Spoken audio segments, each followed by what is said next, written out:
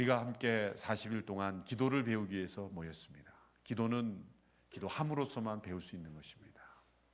제가 드리는 말씀들도 기도를 돕는 것이지 스스로 기도하지 않으면 결코 기도는 배울 수가 없습니다. 저도 기도에 관한 책만 해도 수십 권이 되지만 어느 때에 기도를 읽고 기도를 좀 내가 잘하는 사람이 되어야 되겠다. 책을 몇 권 읽고도 잘 이 기도의 능력이 임하지 않아서 기도 책을 다 읽고 나서 무릎을 꿇고 주님 어떻게 기도해야 되는지 모르겠습니다. 기도하는 그 순간 이게 기도구나. 지금까지 책을 한번 읽고 지식적으로 아무리 공부하려고 해도 내가 무릎을 꿇고 하나님 앞에 주님 제가 기도하기를 원합니다. 이렇게 실제 기도하는 것이 몇십 권의 책을 읽는 것보다 훨씬 더 능력 있는 체험입니다. 이 기간을 통해서 우리가 살아있는 기도를 체험하기를 원합니다. 어저께까지 저희는 예수님께서 우리에게 가르쳐 주신 기도, 우리가 주기도문이라고 불리우는 그런 내용들을 통해서 함께 기도를 배워왔습니다. 그러나 오늘부터 살펴보게 될 요한복음 17장은 예수님께서 직접 기도하신 예수님의 기도입니다. 예수님의 친히 주님의 음성을 통해서 기도하신 내용이기 때문에 엄밀한 의미에서 주기도문이다 이렇게 말할 수가 있는 내용이죠. 얼마나 위대한 기도입니까? 예수님께서 이 기도를 제자들에게 들을 수 있도록 기도해 주셨다는 것이 놀랍습니다. 어떤 의미에서는 대표 기도를 하신 것이죠. 예수님께서 제자들이 들을 수 있도록 기도하셨기 때문에 이 기도문을 기억하고 혹은 받아 적을 수 있었다는 것. 이것은 어떤 면에서 의도적인 것이죠. 예수님께서 많은 시간을 은밀하게 기도하시고 조용히 기도하시고 혼자 기도하셨지만 혼자 기도하시는 중얼거리는 예수님의 기도를 이 요한이 옆에 따라가서 조용히 녹음해서 녹취해서 이걸 적었겠습니까? 아니죠. 들을 수 있도록 기도해 주셨기 때문에 제자들이 이것을 기록할 수 있었던 것입니다. 제자들이 예수님의 기도를 들으면서 느꼈던 그 전율, 성령의 감동, 그것을 우리가 그대로 느낄 수 있게 되기를 바랍니다. 이 기도를 들려준다는 것 매우 중요합니다. 때로는 우리가 많은 시간의 설교를, 강의를 듣는 것보다 한 사람의 기도를 들을 때 우리가 더 큰 은혜를 받을 수가 있어요. 그래서 우리 예배 시간에 우리 목회자들의 대표기도 혹은 성도의 대표기도, 장로님들의 회중 대표기도가 중요한 것입니다. 그 교회의 영성은 그 교회의 대표기도를 들어보면 알 수가 있어요. 어느 한 사람의 기도를 들어보면 그 사람이 하나님과 얼마나 가까운 관계인가, 아니면 먼 관계인가, 가끔 만나는 관계인가, 그저 예배만을 위해서 드린 기도인가, 아니면 매일매일 살아있는 기도로 하나님과 나누는 대화인가를 느낄 수가 있어요. 누군가의 기도를 듣는다는 것은 하나님과의 관계를 엿보는 듯한 그런 효과가 있는 것이죠. 여러분, 자녀들에게 100마디의 잔소리보다 자녀의 손을 잡고 기도를 들려주는 것이 훨씬 더 효과적인 줄로 믿습니다.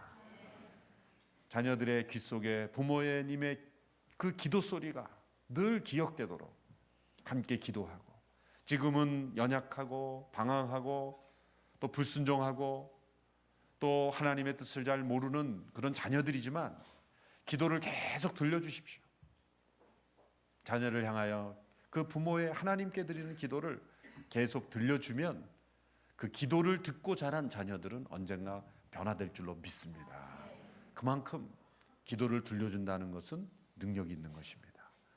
그러므로 누군가의 영성을 도와준다는 것은 1:1 제자 양육에서도 마찬가지입니다. 많은 말을 해서 그 사람을 변화시키려고 하지 말고 함께 진실한 마음으로 기도하고, 특별히 그 영혼을 향하여 기도하는 마음으로 먼저 기도를 드리고 말씀을 나누면 능력이 있습니다. 제가 바울 서신들을 읽으면서 관찰한 것이 하나 있습니다. 바울 서신을 보면 1장에 항상 기도가 나옵니다. 에베소 1장에도 기도가 나오고 빌립보서 1장에도 기도가 나오고 골로새서도 1장에도 기도가 나오고 항상 1장에 기도가 먼저 나옵니다. 바울의 기도가. 그런데 그 기도와 그 뒷부분의 서신서에 나오는 내용들을 보면 그 기도의 내용을 해설한 것과 같아요. 저는 그렇게 해석합니다. 사도 바울이 에베소의 편지를 쓰거나 골로새의 편지를 쓰거나 빌립보의 편지를 쓰거나 이렇게 편지를 쓸 때 어떤 권면을 행할 때 먼저 그 교회의 성도들을 위해서 깊이 기도하고 그 기도 가운데 주셨던 하나님의 음성, 그리고 기도 자체를 자신이 기억했다가 그 편지에 내가 너희를 위하여 기도하노라, 자신이 그 성도들을 위해 기도했던 내용들을 적어 놓는 것을 볼 수가 있습니다. 그 내용이 성경입니다. 성령의 감동 가운데 드렸던 기도는 영혼을 살리는 힘이 있다는 것이죠. 예수님께서 하나님과 나누셨던 이 친밀한 기도를 통해서 제자들이 그 기도를 들었을 때 제자들의 심령에 하나님의 성령이 가득 임한 줄로 믿습니다. 그러므로 요한복음 17장을 이제 4일에 걸쳐서 우리가 살펴볼 텐데 매일매일 이 기도를 함께 읽고 묵상하고 또 암송할 수 있으면 암송하고 이 기도를 나의 기도로 삼을 때 우리의 기도도 변화되고 우리가 기도를 배우고 우리 기도 가운데 성령의 임재하심이 함께 나타날 줄로 믿습니다. 그래서 어떤 설교자들은 예수님께서 직접 하신 이 신성한 기도를 감히 우리가 설교한다는 것은 안 된다. 읽기만 해라. 읽기만 해라. 그래서 설교를 안 했던 그런 설교자들도 있습니다. 사실 저도 그런 마음입니다. 읽기만 하고 내려가고 싶은 마음입니다. 그러나 큐시트의 설교 시간이 있기 때문에 제가 설교를 하는 것이지 마음 같아서는 정말 읽기만 하고 내려가고 싶은 그런 마음이 들 정도로 너무나 신성한 기도. 그래서 존 낙스는 그가 죽기 전에 며칠 동안 아내에게 계속 이 요한복음 17장의 기도를 읽어달라고 그렇게 부탁했다고 합니다. 간결하면서도 심오하고 그리고 이 땅에서 드리는 기도지만 영원한 세계를 보여주는 듯한 이 신비로운 이 기도의 세계로 여러분을 초청합니다. 이 기도가 위대한 이유는 세 가지가 있습니다. 첫째로 이 기도를 들으시는 분이 누구입니까? 바로 삼위일체 하나님 중에 한 분이신 예수 그리스도, 성자 예수 그리스도 아니십니까? 성자 예수님과 성부 하나님이 나누셨던 그 친밀한 내용, 그 은밀한 대화를 우리가 들을 수 있다는 것, 이 기도만으로도 우리는 삼위일체 하나님이 존재하신다는 것, 성부 하나님과 성자 하나님과 어떤 관계가 있었다는 것, 그리고 그 삼위일체 하나님이 가지셨던 이 놀라운 구원의 계획, 창세전에 가졌던 그 하나님의 그 놀라운 계획을 우리가 미리 맛볼 수 있다는, 엿볼 수 있다는 것이 얼마나 놀라운 일입니까? 예수님은 하나님의 아들이셨습니다. 동시에 완전한 사람이셨습니다. 그래서 전심으로 하나님과 대화하셨고 의지하셨고 하나님의 뜻을 행하는데 모든 삶을 다 들이셨습니다. 예수님이 친히 하셨다는 기도, 그래서 이 기도는 위대한 것이죠. 또 한 가지는 이 기도가 드려진 시점을 보십시오. 이제 예수님은 3년 동안 제자들과 함께 공생의 생활을 마치고 이제 십자가로 향하기 직전의 순간이었습니다. 제자들은 불안해했습니다. 예수님께서 요한복음 14장부터 시작되는 너희는 마음에 근심하지 말라, 하나님을 믿으니 또 나를 믿으라고 하시는 그 설교를, 긴 설교, 요한복음 14장에서 16장에 이르는 긴 설교를 마치신 직후에 드린 기도입니다. 어떤 의미에서는 이 기도도 하나의 설교입니다. 예수님은 설교만 하지 아니하시고 기도를 통해서 그 설교를 적용시켜 주셨죠. 어떤 경우에는 여러분, 목회자들이 설교한 것보다 설교 후에 기도가 더 은혜스러울 때가 있지 않습니까? 마찬가지, 예수님께서 설교로 끝내지 않고 기도를 통해서 그 설교가 그들의 마음속에 임하도록, 성령께서 임하도록 그렇게 기도해 주셨다는 것이죠. 여러분, 우리의 마지막, 인생의 마지막 날에 무슨 일을 하시겠습니까? 우리 인생이 며칠 남지 않았다면 어떤 일에 우리의 시간을 보내겠습니까? 예수님은 자신의 마지막 인생의 기간을 기도로 보내셨다는 거죠. 제자들에게 이 들려주신 기도를 통해서 제자들에게 놀라운 은혜를 주셨어요. 이 말씀과 기도의 균형을 보여주는 것입니다.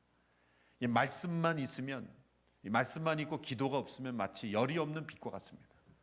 또 기도만 있고 말씀이 없으면 빛이 없는 열과 같습니다. 이 말씀과 기도가 늘 우리 가운데 함께 있어야 된다는 것을 예수님께서 가르쳐 주셨죠. 십자가를 앞둔 이 마지막 시간에 예수님은 평상시에도 많이 기도하셨지만 이 위기를 당하셨을 때 더욱 깊이 기도하셨다는 것, 우리 기억해야 합니다. 여러분, 갑작스러운 위기와 고난이 당할 때 기도해야 되는데 기도가 잘 될 것 같죠. 위기 상황에 닥치면 기도를 잘할 것 같지만 평상시에 기도를 안 하면 위기가 닥쳐도 기도가 잘 안 됩니다. 사람 찾아다니고 또 방법 찾아다니고 상황에 끌려가지, 평상시에 기도를 한 사람만이 위기가 닥칠 때 위기 가운데도 기도로 승리할 수가 있는 것입니다. 전쟁 준비는 전쟁 나고 시작하면 이건 안 되는 거죠. 전쟁 준비는 상시하고 있어야 되는 겁니다. 늘 기도 가운데 있는 사람만이 위기 상황에서 기도로 승리할 수가 있는 것입니다. 세 번째로 이 기도가 위대한 기도인 것은 바로 세상 속에 있는 우리들을 위해서 기도하셨기 때문입니다. 이 기도에 보면 예수님이 16번이나 세상이라는 단어를 많이 언급하셨습니다. 왜 이 세상이라는 단어를 이렇게 많이 사용하셨을까요? 그것은 우리가 살고 있는 현실 속에, 이 세상 속에 우리가 영원한 생명을 누리기 위해서 기도하셨기 때문입니다. 믿음의 생활은 현실을 떠나는 것이 아닙니다. 비현실적인 것이 아닙니다. 세상을 등지는 것이 아닙니다. 세상 한복판, 그 세상은 무엇입니까? 어쩌면 해결되지 않는 갈등 속에 있는 여러분의 가정이 세상일 수가 있습니다. 해결되지 않는 기업의 문제, 부채 문제, 경제 문제, 또 직원 간의 문제, 인간 간의 갈등, 이 세상 한복판에 있는 우리의 믿음, 우리의 삶을 위해서 예수님께서 기도하셨다는 것입니다. 예수님께서는 하나님께서 세상에 예수님을 보낸 것처럼 나도 너희를 세상에 보내노라. 우리는 보냄을 받은 자로 살아가는 것입니다. 세상으로부터 도피한 자들이 아니라 세상으로 파송된 사람들. 그래서 우리는 제자로서의 삶이 있어야 되고 사도로서의 삶이 있어야 되는 것입니다. 제자는 예수님을 본받는 사람입니다. 사도는 보냄을 받은 사람입니다. 세상에 보냄을 받은 자로 우리가 어떻게 승리하며 살아가야 될지를 예수님께서 가르쳐 주시기 위해서 이 기도를 드리신 것입니다. 이 기도는 뚜렷하게 세 부분으로 나눠집니다. 1절에서 5절까지 오늘 본문은 예수님 당신 자신을 위해서 하신 기도입니다. 그리고 6절에서 19절까지는 그 당시에 예수님 주변에 있었던 제자들, 예수님과 함께 동고동락했던 제자들을 위해서 드리신 기도입니다. 그리고 20절에서 26절 마지막까지는 이제 앞으로 예수님의 제자가 될 미래의 제자들, 아직 예수님의 이를 눈으로 만나보지 못할 제자들, 바로 우리들을 위해서 오늘 이 시대, 모든 시대에 오고 오는 세대의 제자들을 위해서 예수님은 기도하셨다는 거죠. 그래서 예수님의 기도는 모든 세대, 모든 역사를 망라하는 기도가 되는 것입니다. 요한복음 17장 1절의 말씀을 우리 같이 읽겠습니다. 1절 말씀 시작. 예수께서 이 말씀을 하시고 눈을 들어 하늘을 우러러 보시며 기도하셨습니다. 아버지여, 때가 됐습니다. 아들이 아버지께 영광을 돌릴 수 있도록 아들을 영광스럽게 하소서. 눈을 들어 하늘을 우러러 보시며, 이것이 그 당시 유대인들의 자연스러운 기도의 습관이었죠. 예수님의 첫 말씀은 아버지여, 때가 됐습니다. 어제도 말씀드렸지만 예수님은 늘 하나님의 때를 의식하며 살아가셨습니다. 예수님이 요한복음에 보면 이 때라는 단어가 아주 중요한데, 요한복음 12장 이전에는 예수님께서 늘 내 때가 아직 이르지 아니하였다, 내 때가 아직 이르지 아니하였다, 이런 표현들이 자주 나옵니다. 그런데 언제부터 예수님께서 내 때가 이르렀다는 말씀하셨냐면 요한복음 12장 이후부터입니다. 그 시점이 언제인지 아십니까? 바로 나사로를 살리신 직후입니다. 요한복음 11장에 보면 죽은 나사로를 살리자 어떤 반응이 일어났냐면 믿는 이가 많아졌어요. 왜? 죽은 자가 살아난 그 사건은 너무나 분명한 하나님의 아들이시라는 증거이기 때문에 유대인들 중에 믿는 자가 많아진 사건입니다. 어떤 기적보다도 그때의 유대 지도자들이 비로소 예수 그리스도를 죽이려고 모이기 시작한 것입니다. 예수님을 대적하는 지도자들이 예수님을 죽이기로 결정하고 모의하기 시작한 그때부터 예수님은 내 때가 이르렀다, 이런 말씀을 하시기 시작했어요. 예수님은 이렇게 질문하지 않았습니다. 하나님, 이때입니까? 저때입니까? 우리의 기도는 늘 이 정도의 수준에 머무르죠. 하나님, 제가 나서야 됩니까? 안 나서야 될 때입니까? 사실 이런 기도만 해도 훌륭한 믿음의 사람입니다. 이런 기도도 우리는 너무 안 하죠. 나서야 될 때 안 나서고, 나서지 말아야 될 때 나서고. 그것이 우리의 인생 아니겠습니까? 제가 고등학교 때 핸드벨 콰이어 단원이었습니다. 이래봬도 제가 핸드벨도 했던 사람입니다. 종을 하나씩 줍니다. 사실 두세 개를 갖기도 하죠. 한음만 칠 수 있어요. 종 하나에 한음입니다. 뭐 B 플랫이든지 뭐 C든지 한음만 내는 거예요. 핸드벨은 여러 음을 동시에 못 냅니다. 한 종에 한음. 그래서 그 종을 치면 여러 수십 명이서 각자의 음을 내면 그게 아름다운 화음이 되는 거죠. 제일 중요한 게 타이밍이에요. 타이밍이에요. 이거는 8분의 1박자만 늦게 나와도 노래가 이상해지는 거예요. 정확한 타이밍에 이 땡땡거리면서 쫙 나와야 되는데 이게 꼭 두부종처럼 생겼어요. 그냥 치면 소리가 안 납니다. 앞 밑으로 이렇게 밑에서 위로 이렇게 땡 하고 칩니다. 그러면 그 치면은 그 박자의 길이에 따라서 울리게 해야 돼요. 그러니까 한 박자면 한 박자가 딱 치고 나면은 자기의 가슴에 종을 대서 소리를 죽여야 됩니다. 소리를 안 죽이면 소리가 계속 공명이 되기 때문에 다른 종을 쳐도 소리가 섞이죠. 자, 아마추어는 잘 구분을 못 합니다. 그러나 프로들은 소리를 섞이면 막 이상하게 되는 거죠. 그래서 우리 학생들이 이제 그 종을 치는데 제가 이제 그때도 고등학교 때도 키가 좀 큰 편이라서 큰 종을 맡겼다는 거죠. 큰 종을 맡기면요, 작은 종은 괜찮습니다. 근데 큰 종을 죽이려면요, 가슴이 쓰라립니다. 큰 종을 쳤다가 가슴에 대는 순간 막 온몸이 찌릿하는 게 막 겁이 나요, 이 대는 걸. 그래서 어떻게 하냐면은 대는 척하고 안 됩니다. 그럼 너 이재훈 왜 종 안 죽여? 이렇게 선생님이 지적하시는 거죠. 어쩔 수 없이 됩니다. 소리를 죽인다는 게 고통스러워요. 고통스러워요. 자기의 때에 맞게 소리를 내고 소리를 죽이는 거. 정확한 때에 정확한 소리를 내고 정확한 음을 죽이는 것. 이것이 우리가 함께 살아갈 때에 하나님의 때에 맞춰서 자기의 역할을 감당하고 또 자기의 때가 아니면 정확하게 자기의 소리를 죽이고, 이것이 하모니입니다. 이것이 아름다운 하나됨입니다. 교회 공동체도 정확한 때에 정확한 역할을 하고 정확하게 자신의 소리를 죽이는 때 그 교회는 아름다운 하모니가 이루어지는 것이죠. 자기의 종소리를 계속 내고 있어 보세요.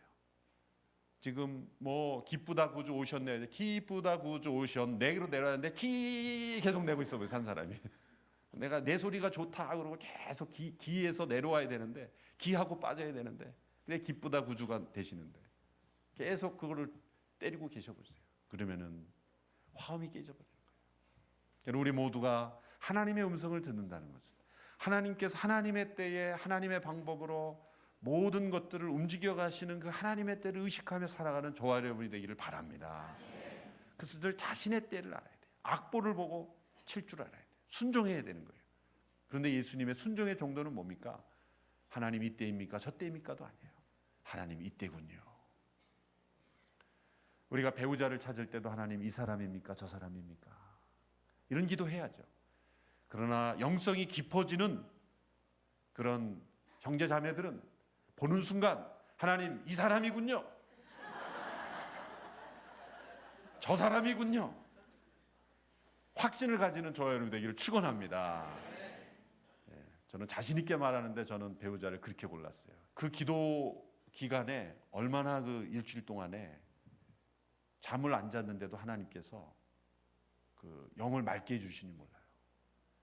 두세 시간밖에 자지 못했는데 하나님께서 특별하게 음성을 들려주시고 인도하실 때는, 여러분이 만일 지금 40일 기도간에 잠을 막 3-4시간밖에 못 자는데 멀쩡하다고 하나님께서 굉장히 이제 붙들어주고 계시는, 제정신이 아닙니다. 지금 제정신으로는 그럴 수가 없어요. 그런 기간이 필요한 겁니다. 육신의 잠을 많이 잔다고 영혼이 맑아지는 것이 아닙니다. 때로는 잠이 부족해도 하나님의 영이 우리를 깨우실 때가 있어요. 왜? 하나님의 때, 지금 내가 하나님께 민감해야 될 때 하나님께 민감하지 않으면 하나님의 뜻에 쓰임받을 수가 없기 때문이죠. 예수님의 이 음성을 들어보십시오. 아버지요, 때가 됐습니다. 마치 하나님께 알람을 켜드리듯이. 하나님이 모르시는 겁니까? 아니죠. 아버지, 때가 됐군요. 어떤 때입니까? 예수님이 기도하셨어요. 아들이 영화롭게 되어서 아버지를 영화롭게 할 때가 되었습니다. 두 가지가 중복되고 있어요. 아들이 영화롭게 예수님께서 영화롭게 되어서 하나님 아버지를 영화롭게 될 때가 왔다는 거예요. 예수님의 이 전체 기도에서 간구는 딱 두 개밖에 없습니다. 이겁니다. 아들을 영화롭게 하소서. 그래서 아들로 아버지를 영화롭게 하소서.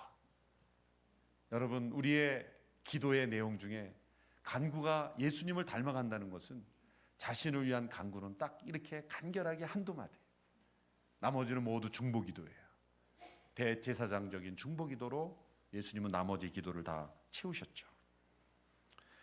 자, 그래서 영광이라는 단어, 영광스럽게 된다는 것, 영화롭게 된다는 것이 이 요한복음 17장의 핵심 키워드입니다. 어떤 면에서 복음서 전체의 키워드입니다. 예수님께서 자신을 영광스럽게 해달라고 기도했는데 이것은 이기적인 게 아닙니까? 많은 경우 예수님은 나의 영광을 구하지 아니한다고 말씀했습니다. 8장 30절에 보면은 예수님께서 나는 내 영광을 구하지 않는다라고 말씀도 하셨어요. 나는 내 영광을 구하지 않는다라고 말씀하신 분이 왜 아버지께 나를 영광스럽게 해달라고 기도합니까? 요한복음에서는 영광이라는 단어를 두 가지 의미로 사용합니다. 첫째는 본질적으로 가지신 영광, 하나님이시기 때문에 가지시는 영광이 있고 사람들에게 나타나는 영광이 있어요. 하나님께서 사람이 되실 때는 본질적인 영광이 사라진 것이 아니라 사람들에게 나타나신 영광을 나타내지 않으셨다는 겁니다. 그러나 이제 그 영광을 나타낼 때가 왔다는 거예요. 그 영광이 나타나는 때는 언제입니까? 바로 십자가를 지시는 때입니다. 예수님이 지금 나를 영광스럽게 해달라고 하는 그 의미는 내가 십자가에 매달려 죽게 해달라는 것입니다. 내가 십자가를 짐으로 십자가를 통해서 하나님의 놀라운 구원의 계획이 이루어지고 아버지의 뜻이 이루어지고 모든 사람이 구원을 받는 놀라운 일이 이루어짐으로 하나님께 영광이 되게 하소서. 그 기도의 제목인 것입니다. 나를 영광스럽게 하소서. 사탄이 유혹하는 세상의 모든 만물을 다 자신의 것으로 만드는 그런 세상의 영광이 아니라 예수님이 영광스럽다고 하는 것, 예수님이 나타내신 영광은 바로 십자가에서 희생하시는 영광이었습니다. 여러분, 자신의 희생을, 자신의 죽음을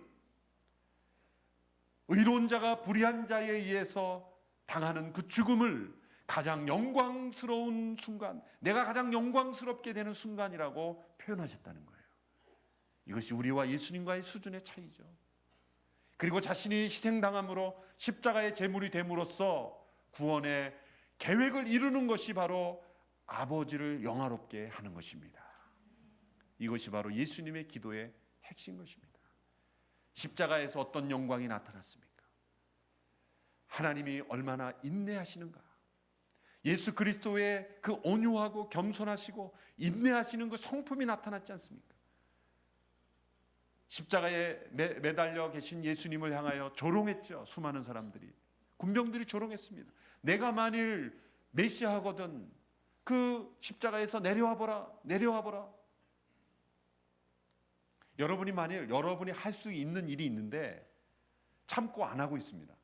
근데 주변 사람들이 자꾸 약을 올려요. 한번 해봐. 당신 그거 못하지? 해봐. 그러면 어떤 마음이 생깁니까? 내가 못할 줄 알아? 확 해버리지 않습니까? 예수님이 십자가에 매달려 계시는데 내려오라, 내려와라, 내려와 봐라 그렇게 했을 때 내려올 수 있었습니까? 없었습니까? 내려올 능력이 있었습니까? 없었습니까? 능력이 있으신 분이죠. 예수님이 순간 그냥 확 그냥 인간적으로 돌아버리셔서 내가 못 내려올 줄 알아? 그러고 그냥 확 내려오시는 거예요. 십자가에 못 박힌 돌이 팍 튀어나오면서, 못이 튀어나오면서 말이죠. 십자가를 뽑아 들고 내가 참다 인간들이 말이지 한번 휘둘러 보세요. 능력 있으신 분이 없으신 분이요. 능력은 있죠. 휘두르는 능력은 있지만 십자가의 구원은 끝나는 거죠. 뭐가 더 영광스러운 겁니까? 내려와 보라 내려와 그럴 때 내가 못 내려올 줄 알아? 그리고 내려간 게 능력입니까? 아니면은 내려갈 능력이 있지만 하나님의 뜻에 순종하기 위해서 끝까지 참는 것이 능력입니까? 진정한 능력은 십자가를 참는 능력이에요. 그것이 영광스러운 거예요. 진정한 영광은 내가 하고 싶은 말을 다 말하는 게 아니라 하나님의 뜻을 순종할 줄 아는 것이 진정한 영광스러운 삶인 것입니다. 나를 영광스럽게 하사 아버지를 영광스럽게 하소서. 이것이 바로 예수님의 기도했다는 거죠. 왜 예수님의 희생이 예수님께서 영광스럽게 되며 하나님께 영광이 됩니까? 그것을 구체적으로 설명하는 것이 2절에서 4절까지 기도입니다. 2절에서 4절까지를 보면 주다라는 동사가 3번이나 반복됩니다. 이 주다, 무엇을 주었습니까? 삼위일체 하나님 사이에서 무엇인가 주고받으신 거예요. 이 신비한 관계, 이 창세 전에 가졌던 하나님의 구원 계획을 우리가 볼 수가 있죠. 성부 하나님께서 성자 예수님께 주신 것이 있습니다. 그리고 성자 예수님께서 사람들에게 주신 것이 있습니다. 성부 하나님께서 성자 예수님께 주신 3가지가 있습니다. 첫 번째는 사람들을 주셨다 그랬습니다. 모든 사람을 아들에게 주셨다는 거예요. 두 번째로 주신 것이 권세죠. 모든 사람을 다스리는 권세를 주셨습니다. 주셨다 그랬죠. 세 번째는 일을 주셨습니다. 그 권세와 사람들과 함께 일을 주셨어요. 4절에 보십시오. 나는 아버지께서 맡겨주신 일을 다 완성해 이 땅에서 아버지께 영광을 돌려드렸습니다. 권세를 주셨고 일을 주셨고 모든 사람들을 주셨어요. 그 목적이 어디에 있습니까? 왜 모든 권세를 주셨고 왜 모든 사람을 주셨고 그 모든 권세와 모든 사람을 주셔서 하라고 하신 일이 뭡니까? 예수님은 이렇게 설명합니다. 2절의 말씀을 같이 읽습니다. 2절 말씀 시작. 아버지께서는 아들에게 주신 모든 사람에게 모든 사람을 다스리는 권세를 주셨습니다. 아들에게 주신 모든 사람에게 영생을 주게 하시려고 영생을 주시는 일, 그 일을 위해서 아버지께서 아들에게 모든 권세, 모든 사람을 주셨다는 거예요. 따라서 예수님의 일은 하나님께서 주신 모든 사람들에게 그 예수님의 권세를 가지고 그 권세는 뭡니까? 자신의 생명도 버릴 수 있는 권세. 예수님이 생명을 빼앗긴 것이 아니라 내가 스스로 버리노라. 나는 버릴 권세도 있고 다시 찾을 권세도 있느니라. 죽은 자 가운데서 다시 살아나는 부활의 권세를 가지시고 예수님 우리에게 영생을 주셨다는 거예요. 여러분, 영생이란 죄사함을 받는 것에서 더 적극적인 겁니다. 구원이라는 것은 이 이스라엘 백성들이 출애굽했지 않습니까? From 애굽으로부터 나왔지만 to 가나안이 있어야 되는 거예요. From to가 같이 있어야 온전한 구원이 이루어지는 거예요. 우리가 죄로부터 구원을 받았죠. 죄로부터 건짐을 받고 죄 사함을 받는 것에서 우리가 온전한 구원이 이루어지는 것이 아니라 이제는 가나안에서 하나님과 동행하며 하나님을 아는 하나님의 백성으로 삶을 누리는 것이 영광스럽게 되는 것까지 이르는 것이 바로 구원인 것입니다. 영생이란 바로 우리가 죄로부터 건짐을 받고 하나님의 백성으로 온전히 살아가는 모든 삶을 가리켜 영생이라고 말하는 거죠. 조직신학적인 용어로 말하자면 칭의, 거룩한 자녀로 일컬음을 받고 그 다음에 성화, 거룩하게 되어가고 영화, 마지막 영광스럽게 된 모든 것을 가리켜 다 영생입니다. 그래서 영생 이코르 칭의, 성화, 영화 이렇게 등식으로 말할 수가 있는 것입니다. 예수님은 영생을 이렇게 정의하셨어요. 3절의 말씀 같이 읽습니다. 시작. 영생은 오직 한 분이신 참 하나님 아버지와 아버지께서 보내신 예수 그리스도를 아는 것입니다. 이 아는 것, 예수님은 영생을 시간의 개념으로 설명하지 않고 관계 개념으로 설명했죠. 단지 하나님과 예수 그리스도에 관하여 아는 것이 아니라 about God, about Jesus Christ가 아니라 하나님을 알고 예수 그리스도를 아는 것이에요. 여기에서도 여러분 가운데 저를 아는 분이 있을 거예요. 그렇죠? 이재훈 목사라는 거 다 아시죠? 그러나 과연 저를 만났을 때 주고받았던 인격적인 관계의 경험이 있는 사람과 저의 얼굴과 이름만 아는 사람하고는 다르죠. 제가 만약 오바마 대통령에 대해서 연구를 해서 박사학위를 썼다고 생각해 보십시오. 우리나라 누구보다도, 미국 사람보다도 더 오바마에 대해서 더 많이 안다고 생각해 보세요. 그런데 오바마가 이제 왔어요. 여기에 수원에 와서 제가 반갑게 나가서, 누구보다도 내가 오바마를 많이 아는 사람이니까 반갑게 나가서 인사하려고 그러는데 냉정하게 싹 지나가는 거예요. 얼마나 제가 섭섭합니까? 나는 오바마를 모르는 사람이죠. 우리가 예수님을 안다 그럴 때 성경에 관한, 예수님에 관한 많은 정보를 안다고 말할 수가 있습니까? 아니죠. 살아있는 인격적인 관계, 마치 부부가 서로를 알듯이, 부부가 서로를 깊이 알듯이, 마음을 알고 속을 알고 문제를 알고 비전을 알고 꿈을 알듯이 마음과 만운을 나누는 예수 그리스도를 아는 지식, 이것은 정보로서의 인포메이션으로의 지식이 아니라 인티머시, 친밀함으로서의 아는 지식을 의미하는 거예요. 히브리어로는 야다라 그러죠. 남녀 간의 성적인 관계를 아는 것처럼 그 이상의 친밀함에 그러한 암, 하나님을 알고 예수 그리스도를 그렇게 진실로 아는 것, 우리 한국의 한글의 우리 조상들이 참 지혜로우셨어요. 암과 삶, 이응과 시읒이 있죠. 그런데 아는 것과 사는 것은 별개가 아니라 그래서 세모라 그래서 어떻게 발음을 삶이라 그랬습니까? 암과 삶을 한 단어로 표현했지 않습니까? 고대 국어에서는. 저만 알고 있는 것입니까? 아는 것과 사는 것이 별개가 아니다. 그래서 세모라는 그게 국어에 있었지 않습니까? 국어 시간에 배운 기억이 돼요. 아는 것과 사는 건 별개가 아니에요. 진정한 삶은 삶입니다. 영생이란 우리가 하나님에 관한 정보가 아니라 하나님을 알고 예수 그리스도를 깊이 아는 것입니다. 그리고 이 땅에서 우리가 영생을 살 수가 있는 것입니다. 이 땅에서의 영생은 바로 예수 그리스도의 깊은 교제를 통해서 그분을 닮아가고 그분 안에서 하나님과 더불어 나누는 이 교제의 삶, 이것이 바로 구원받은 자의 축복, 영생의 삶인 것입니다. 죄로부터 건짐을 받는 것에 그치는 것이 아니라 이제 하나님과 예수 그리스도를 알아가는, 그리고 살아가는 그런 삶이 우리에게 있어야 하는 것입니다. 예수님의 기도 제목처럼 우리의 기도의 제목이 바로 하나님, 나의 삶을 통하여 하나님께 영광이 되게 하옵소서. 예수께서 나에게 주신 그 영생을 주시려고 하나님께서 그 아들을 세상에 보내시고 모든 권세를 주시고 모든 사람을 주셨는데, 이제 그 영생이 나에게 주어졌다면 이 영생을 내가 날마다 누리고 살게 하여 주시옵소서. 그리고 영생을 누리지 못하는 많은 사람들을 그들도 축복하여 주시옵소서. 우리 기도의 제목이 그렇게 변화되기를 주님의 이름으로 축원합니다.